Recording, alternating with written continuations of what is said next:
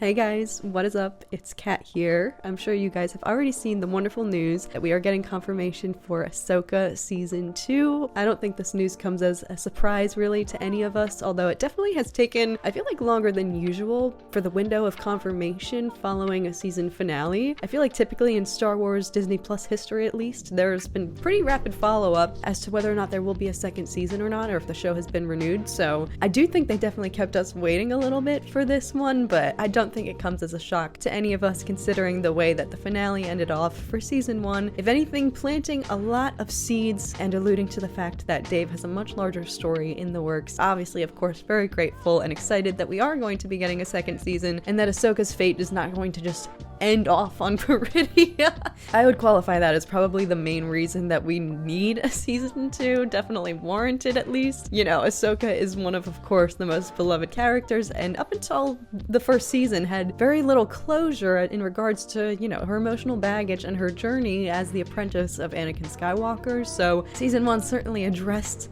a lot of the mental and emotional journey for her that we have been wanting closure with. So now there is no way that they would just leave her stranded on Peridia. So obviously very good news here that we are getting a second season, of course. Especially with this show, the finale, it became very clear that Dave has a story planned out. So I just wanted to talk a little bit about what I hope to see in a second season. I do think season 1 did a really great job of creating consistent emotional arcs and obstacles for specifically Ahsoka and Sabine, and the parallels of their, you know, relationship, master and apprentice, and how that correlates with Ahsoka and some of the baggage, the weight that she's still carrying from her relationship with Anakin. So I think season 1 actually did a really phenomenal job of tying in all of those arcs and really having an emotional, concrete journey for each character that came to some form of resolution. And I think it would be interesting to amplify the emotional stakes here in season 2, even though, of course, as we saw, the relationship between Sabine and Ahsoka was seemingly, yes, resolved. They've now introduced an entirely new obstacle of being trapped here perpetually on Peridia with seemingly no way to get back. So that, of course, I think warrants a whole different emotional journey, if you ask me. I think there's totally room to amplify the stakes of that. I feel like where we see them leave off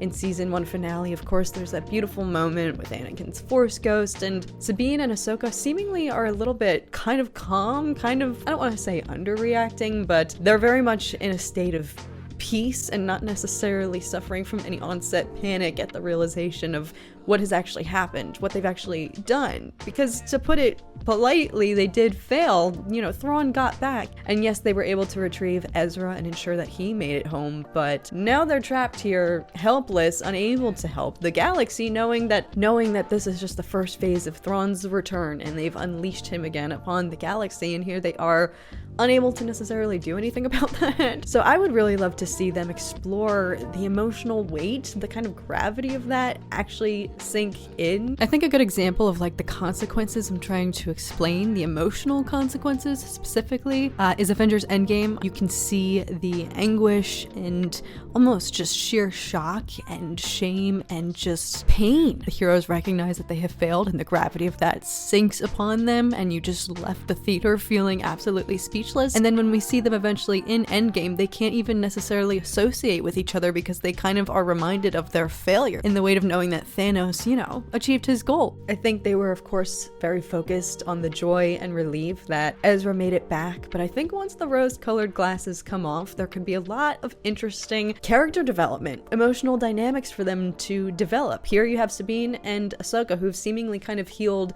the wounds in their relationship and the kind of tension that was very much permeating throughout season 1 between the two of them. Now they're back in a state of trust and, you know, at peace with each other. But with that said, I think it could be very interesting to see the ways in which their freshly healed relationship is about to be tested in this dire situation here. Similarly for Ezra, which of course I'm very excited to see more of him in season 2. I think he didn't necessarily, of course, have a huge role to play in season 1 because we don't meet him again until the later episodes, but I still even felt like he was a little bit underutilized once they reunited with him. I don't know, maybe I just want to see more after, of course, all the time of Ezra being stranded there, exiled with Thrawn. Seemingly nobody knew where he was, so much mystery. You know, I still was just kind of craving more of like what his deal is. What was his emotional state being trapped there for so long? And of course, we've seen him with the elation of being reunited with Sabine Sabine and whatnot, and of course the discovery that he is not going to live out his entire life here. But I also really hope that they explore perhaps some of the guilt maybe on his part. Similarly with Sabine, if there is a parallel of the two of them experiencing similar levels of guilt for different reasons, her having, yes, the relief that she was able to save her best friend here, but at what cost? Of course, the cost of the entire galaxy is now at stake with Thrawn's return. Not that I want Sabine to necessarily feel and suffer from remorse, but I do think there's a lot of stakes there, and it would certainly amplify the actual gravity of the situation if we were to see her kind of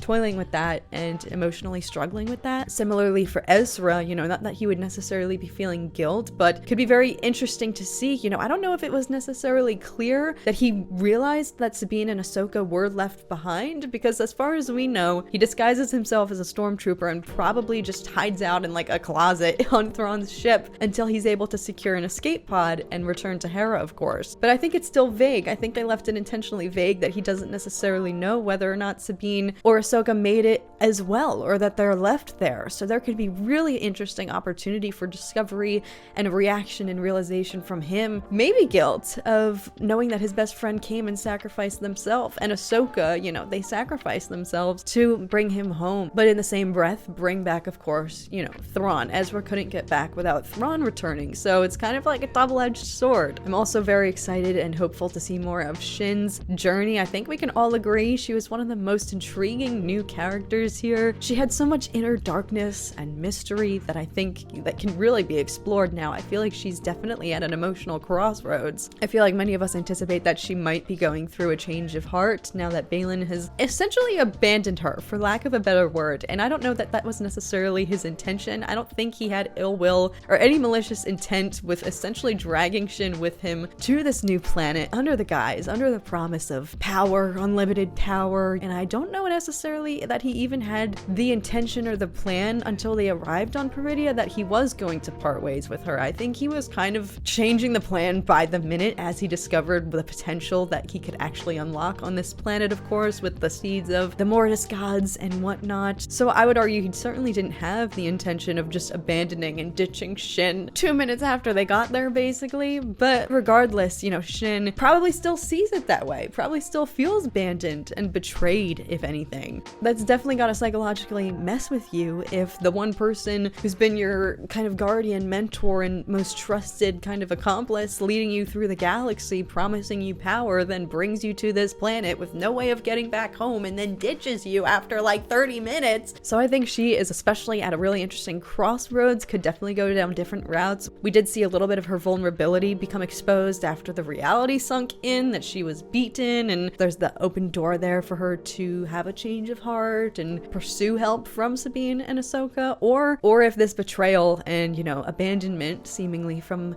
Bane sets her on a course to lean more into that darkness, if it really sets her off. I think we all want to know more about her and Bane's backstory, but they definitely did a good job of setting up that this is a trusted figure for her, and now she's completely lost without him. And of course there remains the question of how they are going to resolve Baylan Skoll's arc, of course with the tragic circumstances of Ray Stevenson's passing. That portion specifically, I do believe Dave has a larger story, you know, a larger plan in store here, scratching the tip of the iceberg there with a little glimpse, a little tease of the Mortis gods and what they have to do with Bane and what he was seeking, his ambitions with them in this planet Peridia. I hope that doesn't remain untapped, but of course I do have full faith that they will approach that, you know, the entire circumstances in a way that of course pays respect to both Ray the actor and Bane as a character. I think the overwhelmingly positive reception to, you know, Ray's performance, you know, from the fans, and the adoration for Bane's character has not gone unnoticed. And I also don't doubt that Bane's story, you know, there's a larger arc here, has probably already been written. This is why